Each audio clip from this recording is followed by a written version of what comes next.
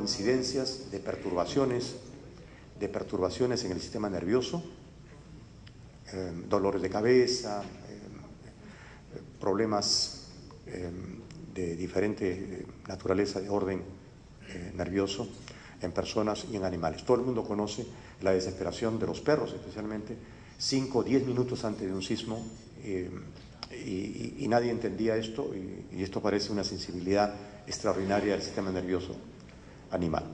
Este es el modelo al que me refería anteriormente, la placa de Nazca en un proceso de subducción por debajo de la placa continental. En el futuro lugar del epicentro, el exceso de presión produce la emanación de estas cargas. Estas cargas positivas suben, se desplazan por la corteza, suben a lugares altos y producen luminiscencia. Pero además de esto, emanaciones infrarrojas, por eso es que es tan importante el sensor infrarrojo, pero además de esto, eventualmente se produce el sismo. Y cuando se produce el sismo, hay una onda sísmica que se propaga, en este caso se propaga en esta dirección hacia el norte, y la onda sísmica, conforme encuentra ciertos diques con mayor contenido de rocas ígneas, favorecen la generación de cargas positivas localmente y se produce luminiscencia en islas, en lugares altos, como en el caso del terremoto de Pisco. En otras palabras, las emanaciones de cargas se producen de manera presísmica, y lo que hemos encontrado que esto tiene aproximadamente periodos que van desde los 14 días hasta los pocos días, pero generalmente la mayoría que hemos encontrado está alrededor de los 14 días, 2 semanas. Hay un caso, hay una evidencia importante que después voy a tratar, del caso del gran terremoto de Lima, 1746, donde hay evidencias de 3 semanas antes del sismo. Entonces, evidencia presísmica hasta 2 o 3 semanas antes del sismo, y luego el movimiento de la onda sísmica que lleva energía posiblemente acoplada a la onda S, que va produciendo conforme llega a zonas ricas o más ricas en sedimentos con contenido de rocas ígneas, rocas antiguas del Jurásico, que tienen mayor contenido de rocas ígneas, mayor contenido, mayor metalicidad, que produce emanaciones cosísmicas. El Perú, disculpen que hay algunos diagramas que no he tenido tiempo de traducir, esto fue producido en inglés para la conferencia de la semana pasada en California, y lo que tenemos son zonas de silencio sísmico. Estas son las zonas de silencio que los sismólogos establecen como los próximos lugares donde se puede producir un terremoto. La probabilidad de producir un terremoto es mucho mayor. Aquí tenemos una zona muy antigua de silencio sísmico por la zona de Chiclayo, Trujillo, la zona frente a Lima, un poco al norte de Lima, y al final en Moquegua, Tacna y el norte de Chile. Hay una zona de gran actividad sísmica en Ica, donde posiblemente no va a haber una ruptura de un gran sismo pronto. Sin embargo, se producen muchos sismos. Tiene 3 veces la incidencia de sismos que el resto del país. Por lo tanto, hemos instalado ahí 4 magnetómetros. Lo que voy a tratar ahora en adelante está resumido en este mapa del escenario. Y el escenario tiene varias cosas. En primer lugar, tenemos una predicción en octubre del año 2010 en Tacna. Esta es la referencia que hice a la comunicación que le hicimos al rector. Luego tenemos casos de zonas de luminiscencia cosísmica y presísmica cerca a San Lorenzo y en toda la costa, desde aproximadamente Ica o tal vez Nazca hasta Huaral y Huacho, dicen algunos, 350 kilómetros durante el sismo de agosto del 2007. Y finalmente, lo último, que ha ocurrido en 2 sismos en abril, o sea, tiene ahorita poco tiempo, que son las evidencias de triangulación a las cuales me voy a referir. Todos estos son sismos en amarillo, todos los sismos que hemos estudiado de alguna forma. Algunos, quiero decir. Primero, luces. Se producen luces, hay gente que dice que son fantasías de la gente, que no se ven luces, que son choque de líneas de alta tensión, salto de interruptores de alto voltaje y subestaciones que se queman. Y seguramente que sí, hay esto. En el sismo, en el gran sismo del 2007, hubo en Lima y en diferentes lugares estos casos. Por eso es que es necesario separar la paja del trigo. Es, como en todo proceso de investigación, tenemos un proceso de rescatar la señal del ruido. Relación señal-ruido se llama en telecomunicaciones. Y la relación señal-ruido es muy importante. El ruido en este caso son casos que no son verdaderos. Gente que ve luces, gente que ve transformadores que se incendian, línea de transmisión, exactamente eso sucede. Sin embargo, nosotros nos hemos dedicado a mirar hacia el mar. Todo lo que hemos estudiado son lugares encima de San Lorenzo, encima de las Islas Orcadas, promontorios rocosos que están frente a Magdalena, el Morro Solar, sitios, el Cerro La Milla, el Cerro La Regla, sitios que no tienen líneas de transmisión, que no tienen energía y que por lo tanto no se han producido ahí luces por efecto de tecnología humana. El terremoto de Lima, este es un caso de una luminiscencia presísmica, el terremoto de Lima, un terremoto que se estimaba de 8.9, algunos piensan que fue magnitud 9.5, por los daños que causó el 28 de octubre de 1746. El terremoto, les hago un resumen, el terremoto mató a cerca de 7.000 personas en la ciudad de Lima, de una población de 50 a 60.000 habitantes, es decir, más del 10%, es una cantidad muy grande. Y en el Callao sobrevivieron 200 personas de 7.000 personas. Las embarcaciones fueron lanzadas literalmente por el aire. Se sabe de 21 embarcaciones que salieron volando en el puerto del Callao. Algunos dicen que el agua llegó hasta la iglesia de Carmen de la Legua en la avenida Fawcett con Colonial ahora y realmente hace ver que hubo un tsunami enorme. Esta luminiscencia presísmica a la cual me refiero la hemos rescatado en libros publicados en Sevilla por los años 1750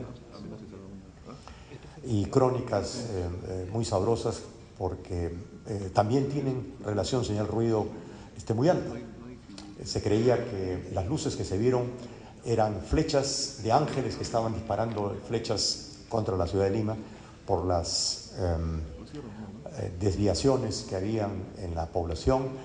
Muchas mujeres fueron perseguidas y apaleadas.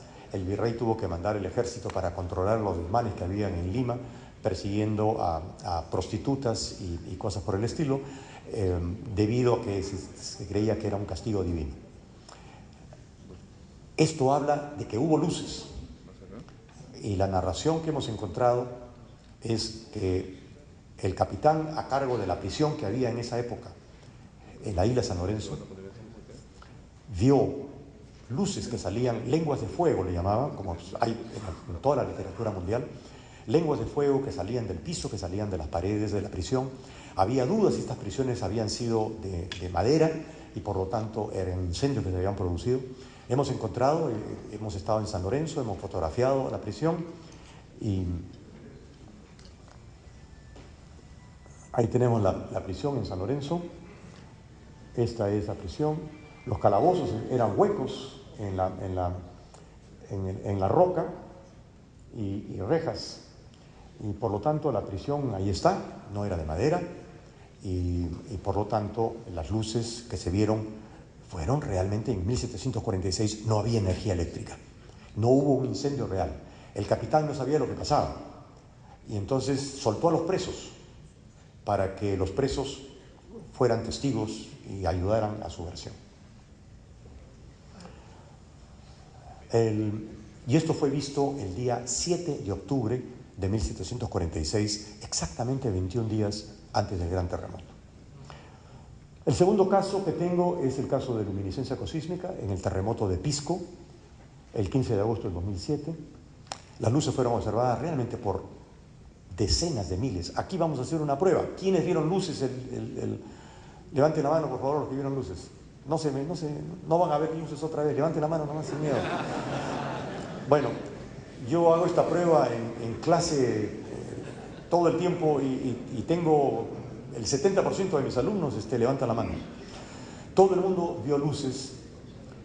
Estimamos Leonidas Sokola, que ha escrito sobre esto del geofísico, estima que debe haber decenas de miles de personas que vieron luces. Yo las vi, la verdad no les hice caso, porque estaba preocupado en mover mi auto, creía que el edificio cerca al cual yo estaba se iba a derrumbar o iba a caer una cornisa, así que moví mi auto y vi las luces en el fondo, blancas, y la verdad que no le hice mucho caso. Fue un sismo realmente muy fuerte. Hemos estudiado esto, y este es parte del video, ojalá lo podamos ver. Estos son cuadros del video. Aquí vemos las luces mirando hacia el oeste, exactamente. Aquí está la isla San Lorenzo. Esta es una cámara de seguridad que estaba apuntando exactamente hacia el oeste con gran suerte, y que se encendió debido al movimiento, y tenemos un registro perfecto desde el comienzo del sismo hasta el fin del sismo. Esto lo hemos analizado con mucho cuidado, hemos hecho un análisis píxel por píxel, hemos contado con software apropiado, contado píxeles, áreas, colores, y hemos sacado una escala lineal de energía, y hemos graficado estas 4 incidencias. Son 4 luces que se produjeron en el sentido de San Lorenzo, y hoy día ya lo estamos haciendo. Tenemos una alumna que ha terminado su tesis, y su tesis consiste en un programa de reconocimiento de imágenes por DSP, y ahora estamos ya con una cámara instalada en el instituto mirando hacia San Lorenzo, porque vemos San Lorenzo perfectamente, y de ahí estamos todas las noches ahora registrando, y grabamos durante la noche, la computadora procesa durante el día y desecha lo que nos sirve, y nos quedamos con lo importante. Hasta ahora no hemos encontrado ninguna luz presísmica. Si correlacionamos temporalmente lo que sucedió con las luces, ahí vemos las 4 luces en el tiempo, y si superponemos el acelerograma de acelerómetro que tenemos en la universidad, a 200 metros de la cámara tenemos un registro de acelerómetro, y por lo tanto esta es la magnitud de la aceleración. Y lo que vemos es una correlación extraordinaria. No queda la menor duda que fue el sismo lo que produjo estas luces. Tenemos un tercer caso de luminiscencia presísmica, y esta es una corroboración realmente importante. No sé si ustedes se acuerdan de un temblor que hubo el 29 de julio del año pasado a las 12:30. Yo generalmente no estoy en Lima en esa época porque viajo, es una época importante para viajar a California, y por lo tanto no estoy en Lima, pero ese año sí estuve, el año pasado, y por lo tanto me senté a ver el desfile militar hasta que de pronto comenzó el sismo a las 12:30. Traté de contar la diferencia en tiempo entre la P y la S, era 0. Dije, el sismo es cerca. Escuché los datos del geofísico y efectivamente había sido a 2 kilómetros de San Lorenzo. Y lo importante es que entonces recién me di cuenta que 38 horas antes, día y medio antes, un testigo altamente calificado, y digo altamente calificado porque es una persona de informática, hermano de uno de los investigadores que trabaja conmigo en el instituto, que se había encargado de formatear el video, que hasta ahora no podemos ver. Y él se había encargado de colocar este video para poderlo mostrar en cualquier sitio, y él conoce muy bien el video, y él vio exactamente las mismas luces sobre San Lorenzo 38 horas antes, y nos lo comunicó. Pero cuando nos lo comunicó no sabíamos qué podía significar. No sabíamos cuántos días después, porque no habíamos tenido ningún caso de luminiscencia presísmica antes del sismo. Vimos luces y dijimos, va a haber un sismo. No teníamos idea cuándo iba a ocurrir. Ocurrió 38 horas después. Perdón, sí, 38 horas después. O sea, nosotros supimos esto antes del temblor. Y este es el resumen de lo que hemos encontrado en San Lorenzo. 2 casos de presísmica, una con 21 días, otra con 38 horas, y un caso cosísmica, con ninguna alerta. Esto significa, podemos deducir, que para sismos pequeños, este fue 4.3, el del año pasado, para sismos pequeños el tiempo de ventaja es muy pequeño. Para sismos grandes el tiempo de ventaja es de varios días. Esta es la primera la primera vez en el mundo que tenemos algún tipo de estimado de cuánto podemos esperar ver luces antes del sismo. Por supuesto que no disponemos más que de la mitad del tiempo, porque la otra mitad del tiempo es de día y no se pueden ver las luces con la luz. Hemos tenido en los últimos 100 años terremotos en Lima que han sido siempre de día, y por lo tanto el terremoto de Pisco fue la primera vez que ocurre en la noche y en la cual hemos podido ver luces. Pulsos de los magnetómetros.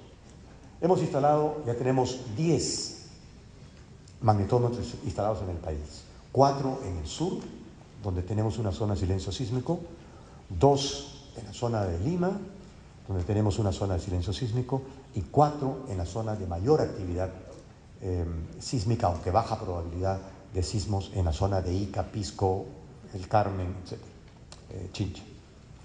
De estos 10 magnetómetros, 9 han sido donados por esta empresa en California con la cual estamos trabajando. Son nuestros socios de investigación, con ellos estamos trabajando. Ellos tienen una red de 100 magnetómetros en California, y debo decirle que los 2 primeros magnetómetros solamente produjeron por primera vez una predicción en el Perú. En California todavía no se había producido ninguna, y hasta ahora tenemos nosotros mejores resultados. Tenemos mejor sismicidad, peor sismicidad, ¿cómo le llamamos a eso? Y de los 10 hay un magnetómetro que está situado en San Lorenzo, extraordinario lugar, que ha sido donado por Telefónica. Telefónica ha mostrado un magnífico interés en apoyarnos desde el principio. Y debo decirlo con toda claridad, porque si no hubiera sido porque podemos tener a través de telefonía celular los datos en tiempo real, no podríamos hacer lo que estamos haciendo. Todos los magnetómetros nos envían su información a través de módems donados por Telefónica, a través de tiempo donado por Telefónica, a través de enlaces satelitales que Telefónica nos ha instalado en Tacna, y de un magnetómetro en San Lorenzo, que es uno de los 2 importantes. El otro está en Aucayama, cerca de Huaral, y existen indicios, conversaciones de que Telefónica está interesada en donarnos más magnetómetros para el área de Lima, porque con 2 magnetómetros en Lima, la verdad, no tenemos lo suficiente. Necesitamos 5, 6, 7, 8 magnetómetros en una zona tan delicada como es Lima, por contener el 70-80% de la actividad económica del país, y una población muy grande que sería la mayor beneficiada en caso de que podamos tener un sistema de predicción que no tenemos todavía. Quiero ser muy claro. Sismos que hemos estudiado, y algunos son post. Esta es la predicción. Estos son post, quiere decir que hemos encontrado los pulsos después que ocurrió el sismo. Pero ahí están, 14 días antes, 8 días antes, 13 días antes, y que es la predicción que ocurrió en el sur, 14, 15 días más o menos. La mayoría son de 14 días. En Grecia, donde hay 4 magnetómetros también instalados por los mismos, la misma empresa de California, en Grecia tienen 14 días y 8 días. Estos son los casos importantes. Ya con esto terminamos. Son 2 casos importantes que quiero mostrar. Estos son los sismos. Este es el caso del sur. Este es el caso de Tacna. Todavía no son los casos de... En resumen, el 7 de octubre del 2010 se registraron los pulsos. Nosotros no los habíamos descubierto todavía. Los descubrimos el día 15 de octubre. Nos demoramos 8 días en revisar la información, por múltiples razones. A veces la información no llega, a veces la información tiene que ser reenviada. 8 días después encontramos los pulsos. Yo me comuniqué inmediatamente con nuestros socios de investigación en California y les dije por teléfono: creo que va a haber un sismo en el sur. Es bueno que le avisemos al AGU, al sistema al USGS, el sistema americano, el Mundial de Sismos. Y él, la verdad, esta persona me dijo: no, creo que es muy prematuro, no me gustaría todavía, envíame un correo y vamos a ver qué hacemos. Yo le envié el correo, no me contestó, y dije, bueno, no está interesado, tiene todo derecho a estar en desacuerdo. La ciencia requiere realmente comprobación, requiere alinear voluntades. Si no está de acuerdo, bueno, yo sí me voy a arriesgar, yo creo que va a haber un sismo. Así que le escribí un correo al rector el día 18, lunes 18 de octubre del 2010. Y le dije esto: creemos que va a haber un sismo pequeño, mediano, cerca de nuestra estación en Los Palos, Tacna, el 22 o 23 de octubre. El sismo 4.2 ocurrió a 75 kilómetros de la estación el día 22 de octubre a las 3 de la madrugada.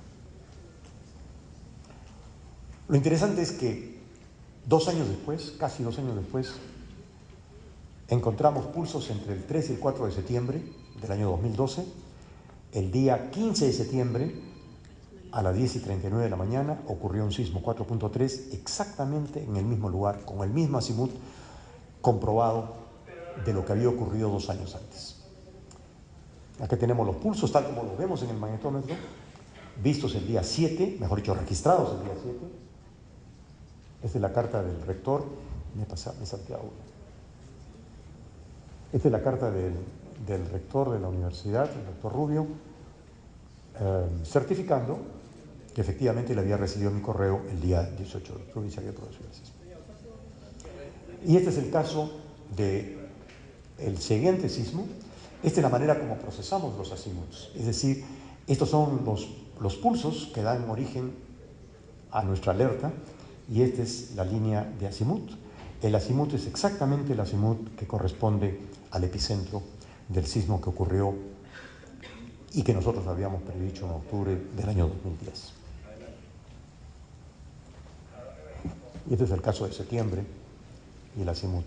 La diferencia de azimuts entre el epicentro y nuestra predicción es de apenas 1.4 grados.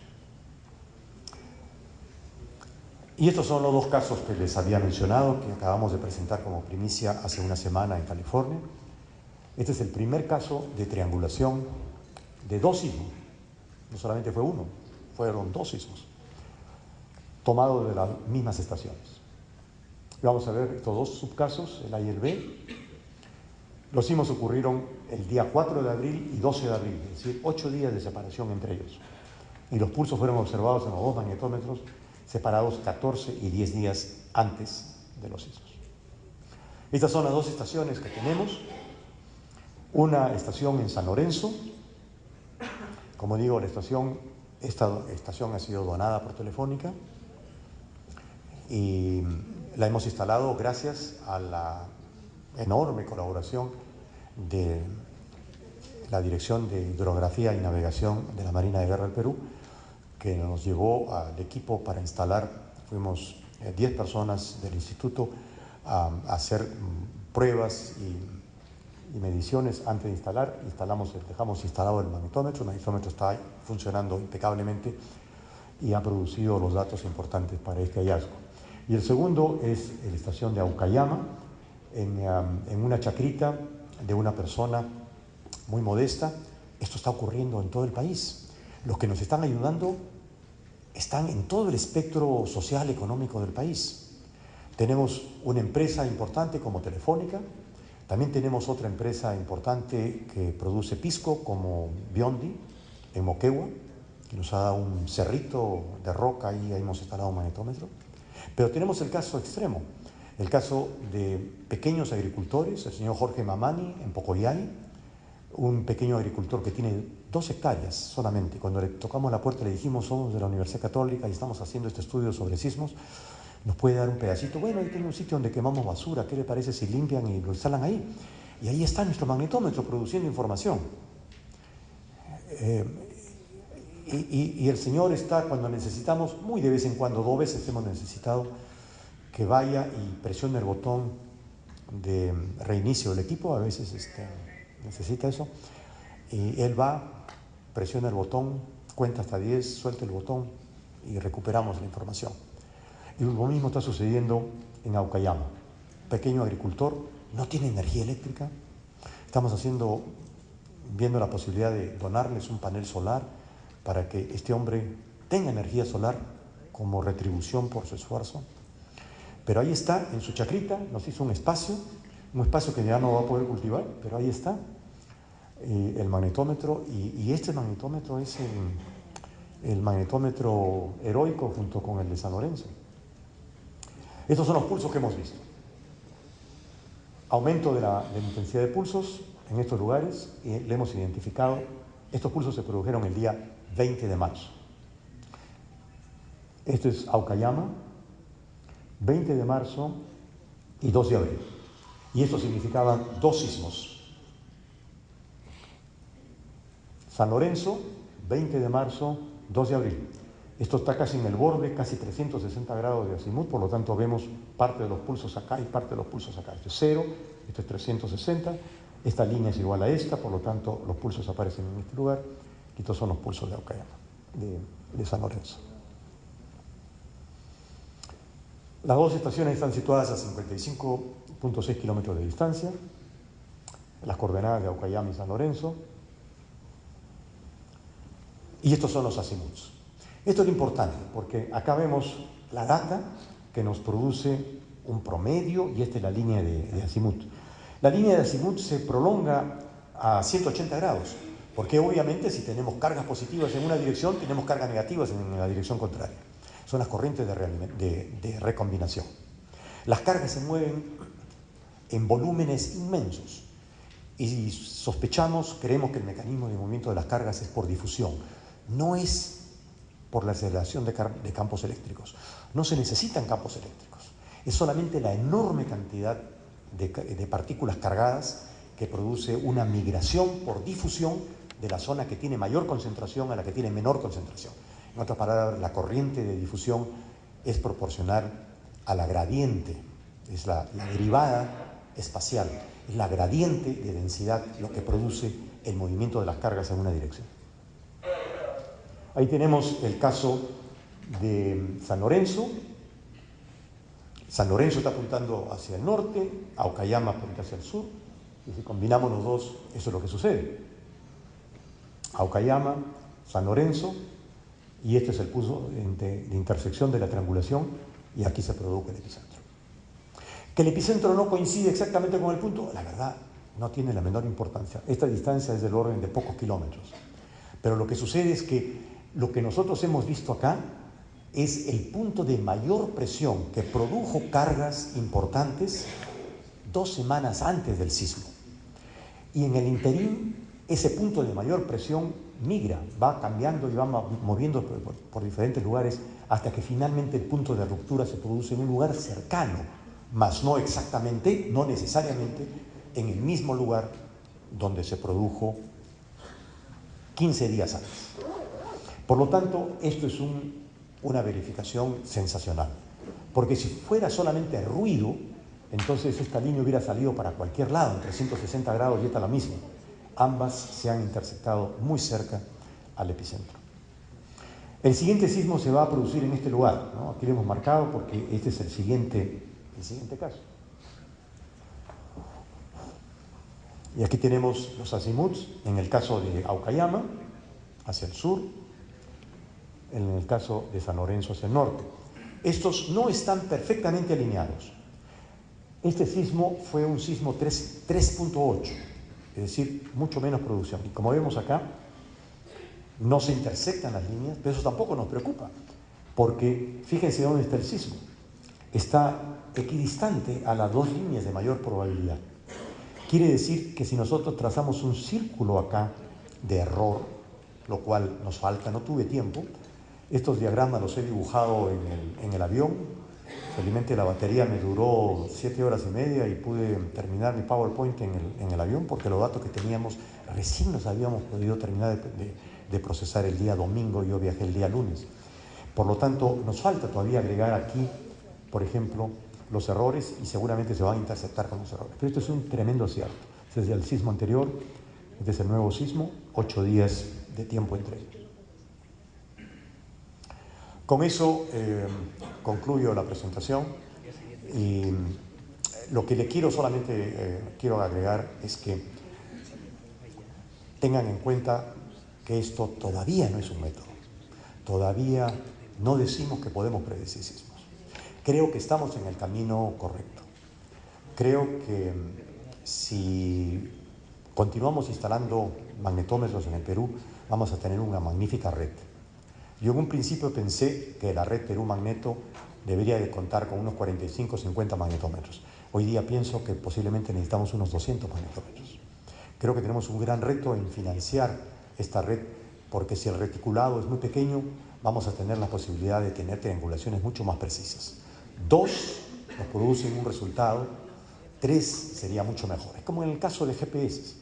Con 3 satélites podemos tener una precisión bastante buena en la localización. Pero si tenemos 6 satélites es muchísimo mejor. Por lo tanto, necesitamos más intersecciones. Creo que una red bien articulada, soportada por telecomunicaciones, necesitamos acceso por telefonía celular. Los magnetómetros tienen que estar desperdigados en lugares lejanos a construcciones metálicas, piezas metálicas en movimiento, líneas de transmisión. Necesitamos estar lejos, pero a la vez tienen que estar vigilados. Este es un reto. Tenemos que tener buen acceso a 3G. Necesitamos velocidad de transmisión. Cada magnetómetro produce aproximadamente 2 megabytes por hora. Necesitamos mandar 50, 60 megabytes por día de cada uno de los magnetómetros. Una red de 100 magnetómetros, imagínense la cantidad de datos. Estamos en un sistema de cómputo avanzado con computadoras de distribución paralela. Estamos trabajando en eso para tener un algoritmo inteligente que nos permita analizar rápidamente la información en tiempo real.